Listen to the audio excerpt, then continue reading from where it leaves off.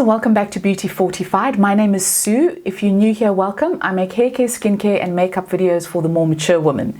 Today I'm going to be talking about the Estee Lauder Futurist Hydra Rescue Moisturizing Foundation. Now this has been around globally for quite a while now, but it's only recently launched in South Africa, probably within the last 2.5 to 3 months. I have got normal combination skin, and I typically prefer a foundation with a satin matte finish. So I have really enjoyed the Estee Lauder Double Wear, and I've also enjoyed the Estee Lauder Double Wear Light. So I know that Estee Lauder make great foundations, and I've been wanting to tip my toes into the realm of dewy, radiant foundations. And so I thought, well, what better way to do that than to use a brand that I love and that I trust and that I know makes really good foundations. They claim that it is packed full of skincare benefits. It has chia seed extract.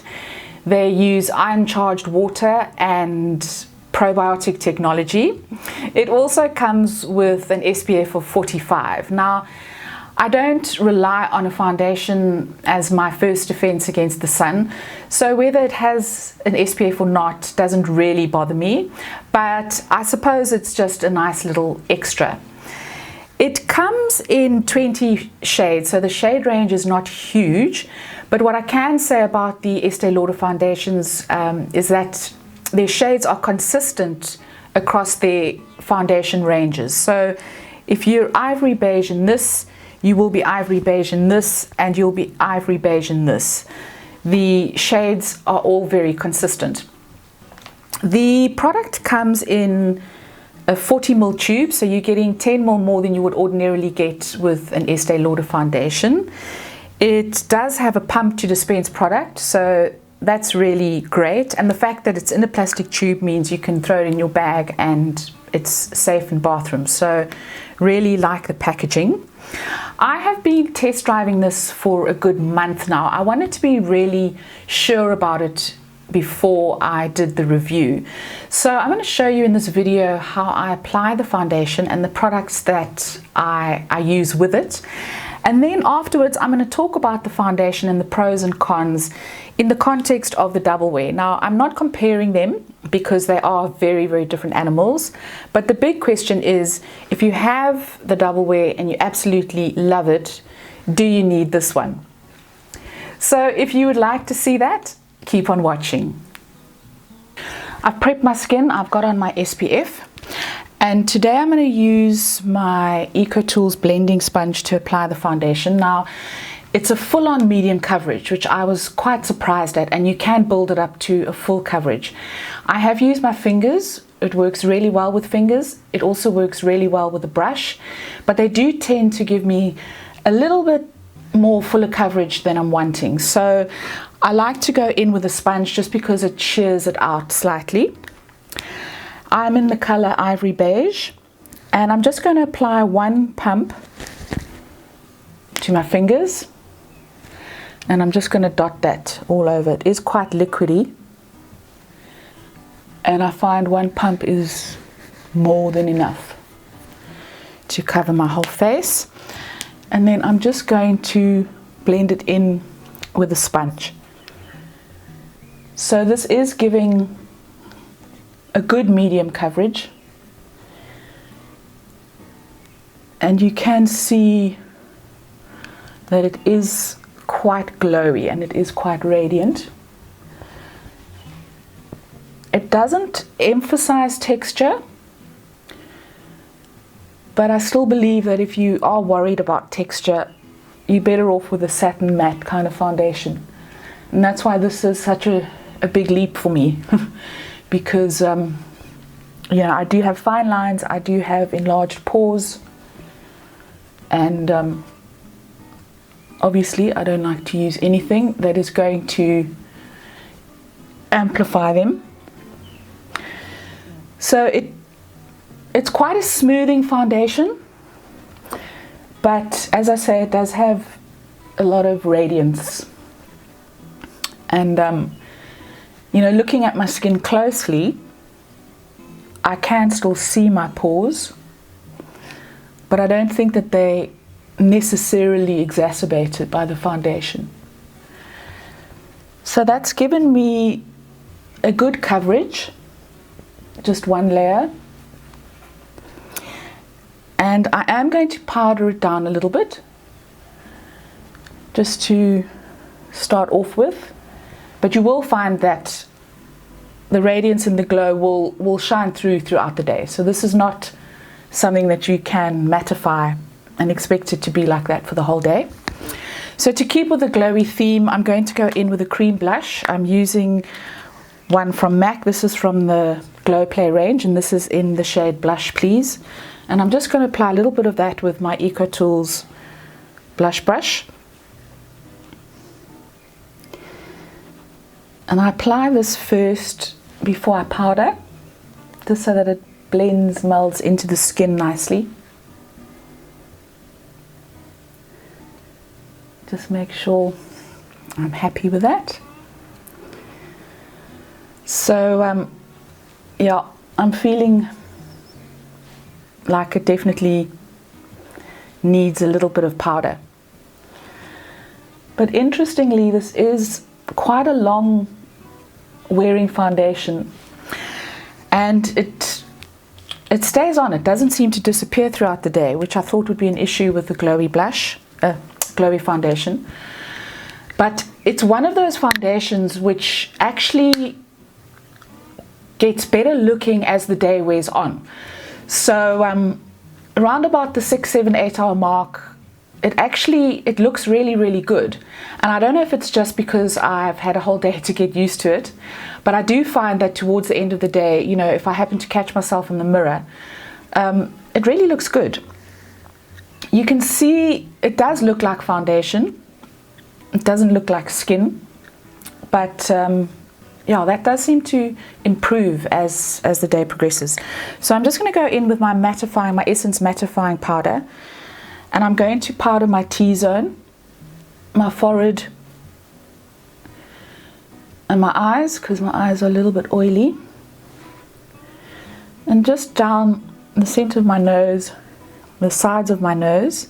I want to leave the area where the cream blush is. Leave that a little bit dewy.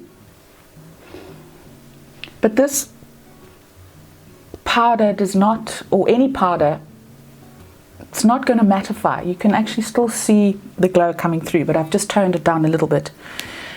So onto the eyes, I'm going to go in with my MAC. This is a matte eyeshadow in the color Ho. It's a neutral pinky purpley color.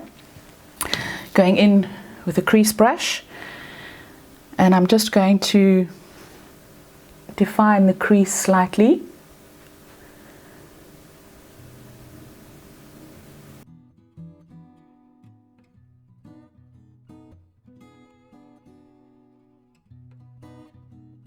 And then I'm just going to blend it out with a slightly larger crease brush, just to make sure there are no harsh edges.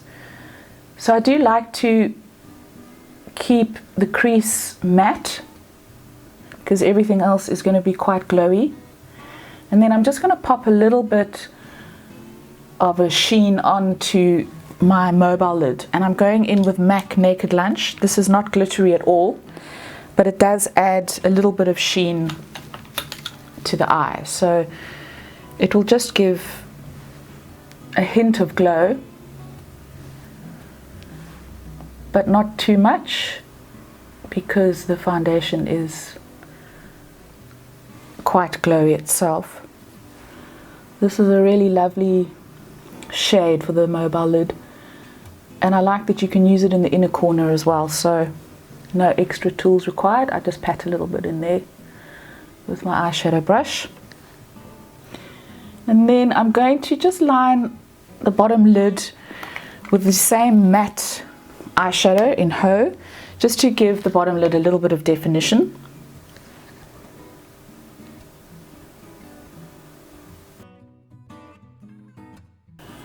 And I'm going to take a little bit of this onto the outer corner as well, just to add a little bit of definition. So the eyes I have kept quite neutral, just with a little bit of sheen on the lid. just in keeping with the overall dewy look. And then I'm just going to groom my brows with the Benefit brow gel. I'm not filling them in today, but I like to go in with this stuff. It is like gel for the brows. It just keeps them all facing the right way.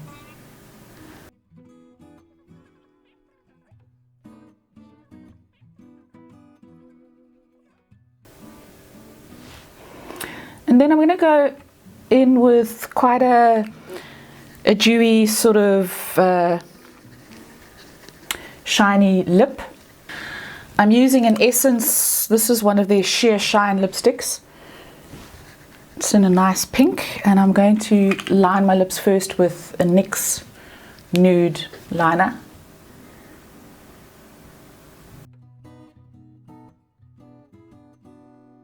But I can see that the foundation is already settling, so that's good. It dries down, but obviously I'm used to things drying down to a matte finish, and you know, this is dry. It's completely dry, but just a little bit dewy.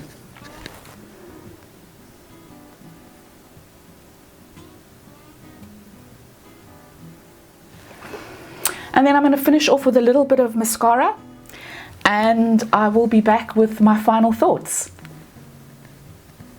So guys, what are my final thoughts? Well, it took me quite some time to get used to the foundation because I'm not used to a dewy, radiant, glowy foundation, and so it took me quite a while to come to terms with it. And I think it was because I was quite self-conscious about the glow, because it was just something that I wasn't used to.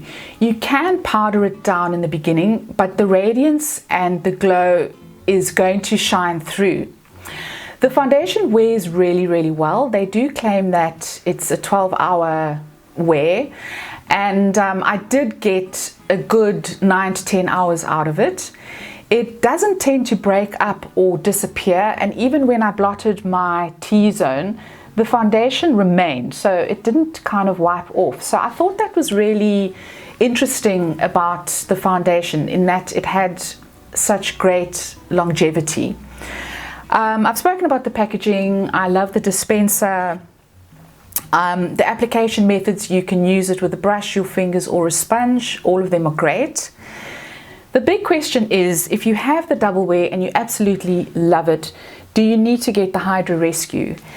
And my answer would be an emphatic no if you have oily combination or normal skin. If you have dry skin, I think that this will be absolutely perfect.